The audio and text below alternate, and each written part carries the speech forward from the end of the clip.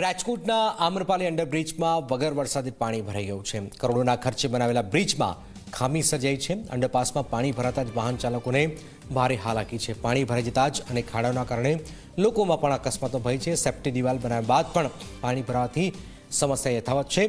સમસ્યાનો ઉકેલ લાવે તેવી સ્થાનિકોની માંગ છે।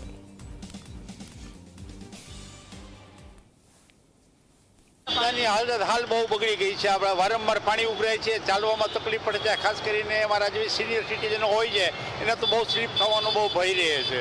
आया स्लीप वाहनो थता होय छे? हाँ, थता होय छे। मैं पोते पण निहाळेला छे अने मारे पोताने पण ज्यारे दिवसमां 4-5 વાર અહીંથી નીકળવાનું હોય બહુ જ ધ્યાન રાખવું પડે છે। ખૂબ જ ગાડી સ્લીપ થવાનો અને પાણી ફગી લાગવાનો બહુ ભય રહે છે। પણ ખબર નહીં ટેકનિકલી ક્યાં મિસ્ટેક રહી જાય છે। આજે પાણી નીકળવું એ એક્ટ ઓફ ગોડ છે। પાણી નીકળે જ એ કોઈ સામાન્ય એમાં કોઈ કોર્પોરેશન કરી ન શકે, પણ ટેકનિકલી કાંઈક એમાં ક્યાં કોઈ વસ્તુ એવી હોય કે જેને સોલ્વ કરી શકીએ। તો આપણો રાજકોટનો રેલનગર બ્રિજ છે, કાલાવડ રોડ બ્રિજ છે, રૈયા રોડ બ્રિજ છે।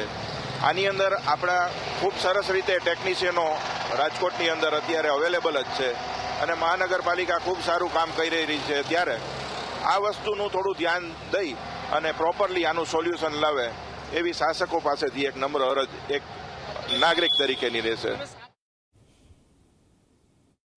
શહેર તો ચમકે છે લાઇટોના શોરમાં, પરંતુ ક્યાંક રસ્તાઓ બોલે છે ખાડાના જોરમાં।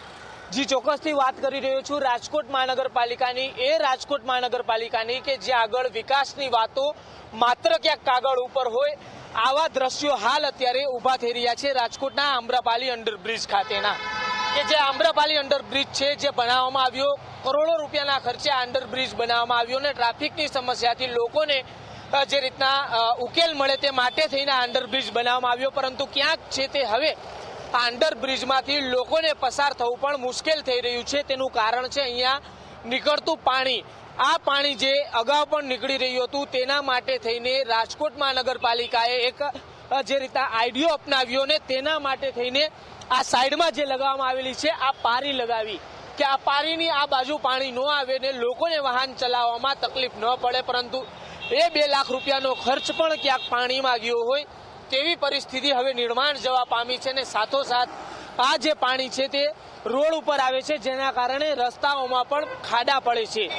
જે અત્યારે પણ અહીંયાથી તમે નીકળો ત્યારે તમને ચોક્કસથી જોઈ શકાય છે કે આ કેવડો ખાડો અહીંયા અત્યારે પડ્યો છે ને આના કારણે અનેક વાહન ચાલકોને હાલ તકલીફનો સામનો છે તે કરવો પડી રહ્યો છે, મુશ્કેલીઓમાં મુકાઈ રહ્યા છે। ત્યારે જે રાજકોટ મહાનગરપાલિકા વિકાસની વાતો કરે છે આ વિકાસ ક્યાંક કાગળ ઉપર હોય તેવી પરિસ્થિતિ રાજકોટના આમ્રપાલી અંડરબ્રિજમાં દેખાઈ રહી છે।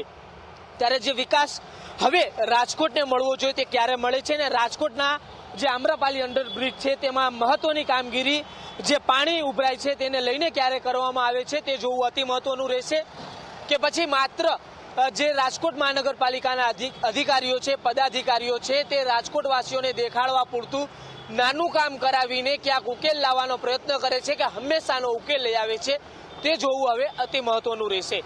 કેમેરા પર્સન ઉદય પવાર સાથે સાહિલ છપ્પા, જી મીડિયા, રાજકોટ।